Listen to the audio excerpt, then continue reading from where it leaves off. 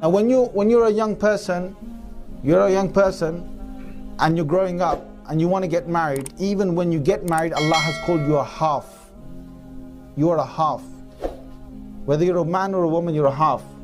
Why has Allah said that? Adam alayhi salam in Jannah, he was sitting down and he felt there's something missing in his life.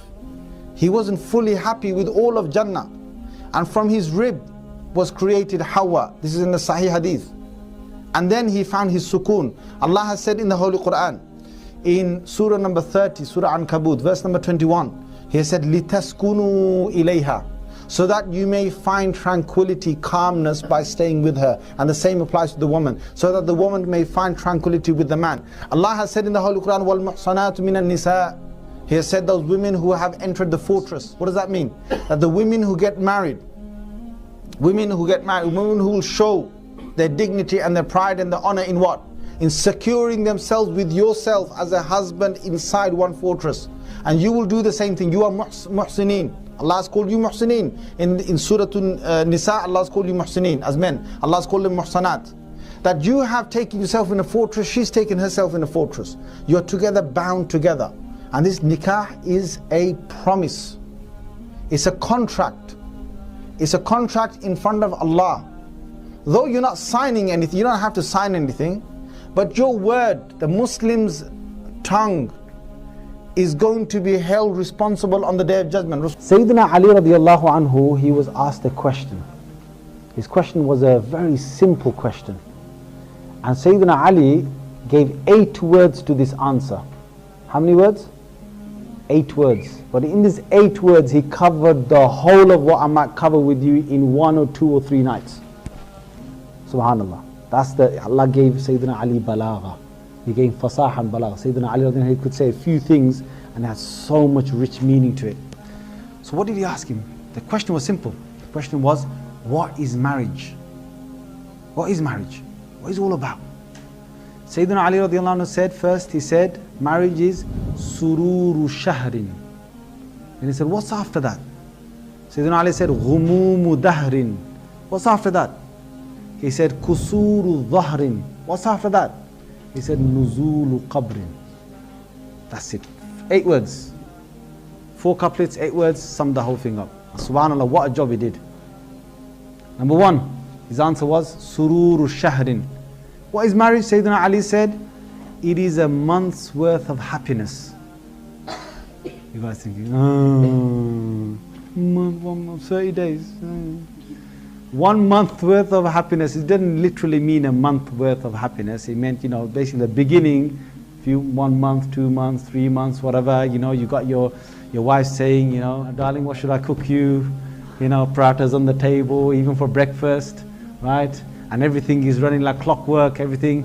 That's when the golden days are. And guys, when you get married, and girls, when you get married, enjoy it. Because there's a time when that's not going to be there anymore. You're going to be ending up with your cornflakes on your breakfast table. End up with your little crunchy nut and the rest of it. And even if you want breakfast, she'll probably be snoring and telling you, to go and get it yourself. But it doesn't matter. It doesn't matter. Sayyidina Ali radiallahu anhu said, he said, sururu shahrin. Then he said, ghumumu dahrin. The next thing he said was, ghumumu dahrin. He said, it's the whole lifetime worth of, it's a lifetime's worth of responsibility. And then Sayyidina Ali was asked, what's after that? He said, well, your back gets bent. Kusuru dhahrin. He said, what's after that? He said, nuzulu qabrin, time to go to the grave. Now you might think, what? I'm not getting married. 1 month after that, I get so much pressure that I get back bent and I go in the grave. Is that it? Now subhanAllah, Sayyidina Ali said a beautiful thing. Because he linked marriage, he linked it to the next world. Sayyidina Ali linked it with the grave right at the end. Why? Because marriage is not just about this world. And the people who get married, after a while, they realize that it's not just about this world. The whole akhirah depends on marriage. The whole of the next life depends on marriage. And why the Rasulullah said, his nikah or your marriage is half of your faith. Why he said half of your faith is because you and your wife together, you're going to complete faith. You're going to complete your iman. First thing a person thinks of when marriage is coming up and so on is, you're just thinking about sururu shahrin. The first part of Sayyidina Ali's qawl, first part of his part, he said, that month's worth. For some people it's 2 months, some people it's 3 months, 4 months, some people it lasts for a year.